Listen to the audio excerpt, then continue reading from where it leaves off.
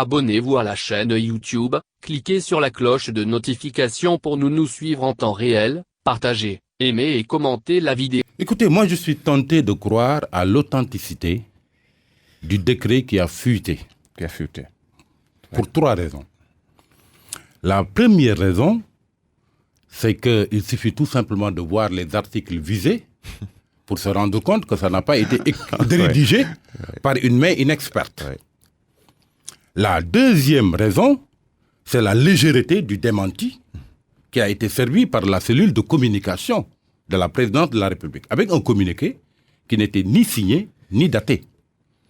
La troisième raison, c'est que je n'ai pas eu information que le procureur ait été saisi, ni qu'il se soit autosaisi pour une affaire aussi grave qui, si jamais elle s'avérait, releverait de faux et d'usage de faux sur la signature, tenez-vous bien, du président de la République.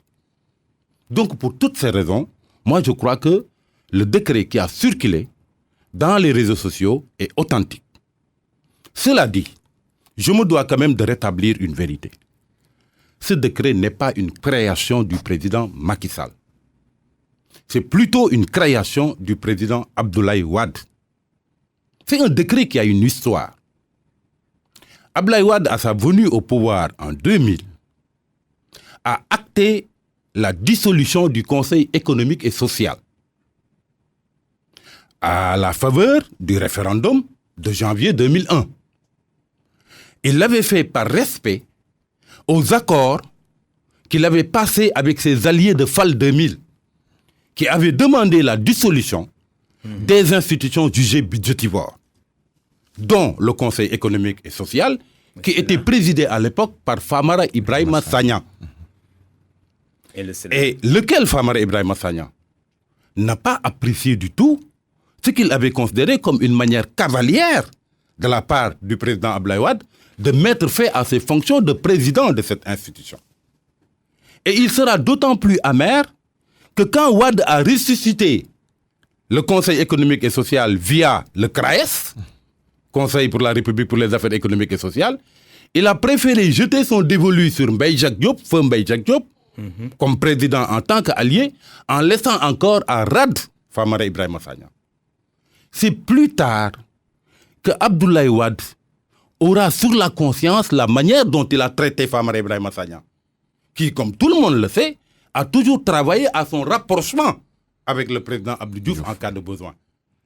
Il lui a également rendu divers services de toute nature.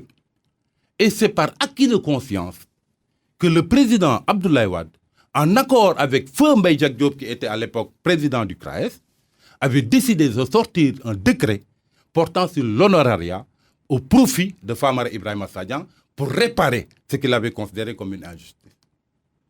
Et d'ailleurs, après Famara Ibrahima Sagna, Feu Mbaye Jacques Diop a eu à bénéficier de ce décret d'honorariat.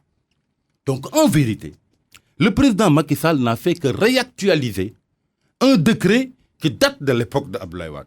Et c'est pour cette raison, d'ailleurs, les démentis servis par les services de la présidence ne tiennent pas du tout debout. Maintenant, on peut se poser des questions par rapport à l'acte posé par le président Macky Sall. Ça veut dire qu'on peut se poser un certain nombre de questions par rapport à l'acte qui a été posé par le président Macky Sall au profit d'Aminata Tall et qui n'a fait que réactualiser un décret qui datait de l'époque de Wade au profit de Famara Ibrahima Sagna et de Feu Mbaye Jacques Diop. La première question que je me pose, c'est que le président Macky Sall avait-il besoin de valoriser davantage le montant qui était alloué au titre de l'honorariat d'ancien président du Conseil économique et social. Parce qu'à l'époque de Wade, ces émoluments étaient alignés sur le salaire des ministres. Maintenant, je me demande, est-ce qu'aujourd'hui le salaire des ministres est de 4,5 millions pour que Aminata Tall puisse bénéficier d'un tel montant tous les mois? Et le contexte? Ça, c'est la deuxième question, justement, c'est le contexte. Ce contexte de Covid-19 que l'on traverse est propice à la prise d'un tel décret. Et ensuite, il y a peut-être une autre question qu'on peut se poser, et qui est d'ordre, je l'avoue, subjectif.